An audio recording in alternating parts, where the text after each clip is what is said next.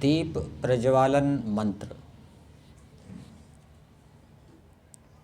यज्ञ प्रारंभ करते समय हम दीपक को जलाते हैं।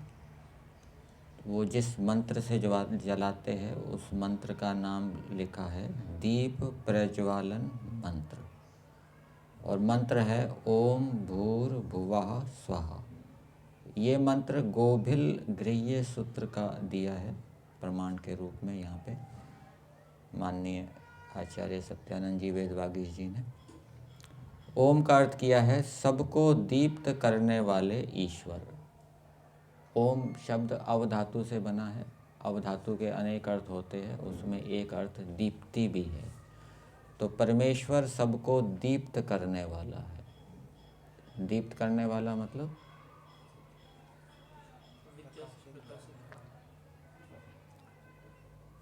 प्रकाशित करने वाला, दिखाने वाला।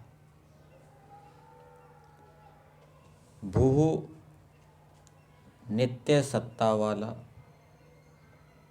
जिसकी सत्ता हमेशा रहती है। भू सत्तायाम धातु से बनता है, तो इसका अर्थ कर दिया है नित्य सत्ता वाला, जिसकी हमेशा सत्ता रहती है।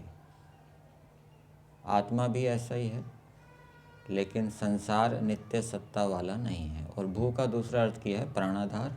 भुवा का अर्थ किया है दुख अर्ता, और स्वहा का अर्थ किया है सुखदाता या सुख स्वरूप। तो दीप प्रज्वालन मंत्र बोलते समय मंत्र के अंदर जो शब्द दिए हैं उनका ईश्वर परक अर्थ किया है, और फिर लिखा है कि जैसे हे परमेश्वर, ईश्वर के साथ संबंध जोड़ते हुए कैसे प्रयोग करेंगे कि हे परमेश्वर, जैसे आप दीप्त करने वाले हैं, संसार को प्रकाशित करने वाले हैं, संसार को सूर्य नेत्र आदि के माध्यम से दिखाते हैं, जैसे आप प्राणाधार हैं, जैसे आप दुख हरता हैं, जैसे आप स्वः सुख स्वरूप हैं, सुखदाता हैं, वैसे ही ये जो हम दीपक को जला रहे हैं, उस दीपक का जो प्रकाश है वो भी प्राणाधार हो, दुख हरता हो और सुख को देने वाला हो, ऐसा अर्थ किया है। फिर आगे आघार आहुति मंत्र 2 हैं और आज्य भाग आहुति मंत्र 2 हैं, जो प्रातःकाल सायंकालीन आहुतियाँ के मंत्र होते हैं उनसे पहले दिए जाते हैं। आघार आहुति मंत्र किस दिशा में दिए जाते हैं? अग्नि के उत्तर भाग में आघार आहुति मंत्र दिए जाते हैं, पश्चिम से पूर्व की ओर धार घी की धारा बनाते हुए, ठीक है ना। तो एक मंत्र अग्नि के उत्तर भाग में दिया जाता है और दूसरा मंत्र से आहुति अग्नि के दक्षिण भाग में धारा बनाते हुए आहुति दी जाती है। तो पहला मंत्र है ओम अग्नये स्वाहा। इस मंत्र को बोलते समय ईश्वर के साथ संबंध बनाते हुए क्या अर्थ करेंगे कि हे परमेश्वर, ओम आप सर्वरक्षक हैं, अग्नये आप ज्ञान प्रदाता हैं, ज्ञान को देने वाले हैं। अग्नि के लिए ये हम आहुति देते हैं, स्वाहा, अर्थात आपकी आज्ञा से अग्नि के लिए ये हम आहुति देते हैं।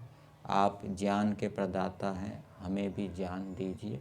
हम आपकी आज्ञा से अग्नि के लिए आहुति दे रहे हैं, आप ज्ञान प्रदाता होते हुए हमें ज्ञान प्रदान करिए, हमारी अविद्या को, अज्ञान को दूर करिए।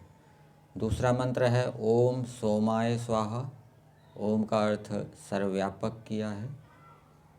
अवरक्षणे धातु, अवधातु का एक अर्थ गति भी होता है। गति के 3 अर्थ होते हैं, ज्ञान, गमन और प्राप्ति। तो यहाँ प्राप्ति अर्थ ले लेंगे।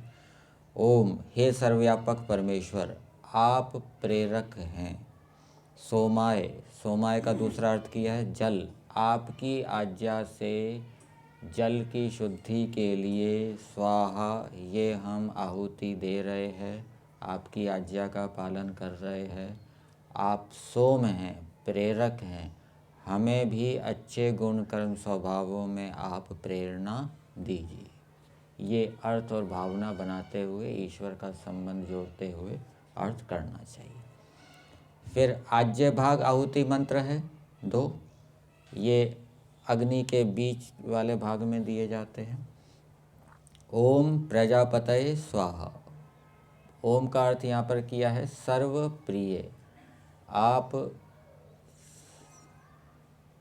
सबके प्रिय हैं। सबके प्रिय किनके? जो धार्मिक शिष्ट योगी धर्मात्मा हैं, उनके आप प्रिय हैं, ऐसे आप हैं। प्रजापतये, आप प्रजाओं का पालन करने वाले हैं, प्रजाओं के स्वामी हैं। प्रजापति का दूसरा अर्थ किया है वायु। तो हम आपकी आज्ञा से वायु की शुद्धि के लिए स्वाहा ये आहुति देते हैं। आप प्रजापति हैं, हमें भी प्रजाओं के पालन का सामर्थ्य प्रदान कीजिए।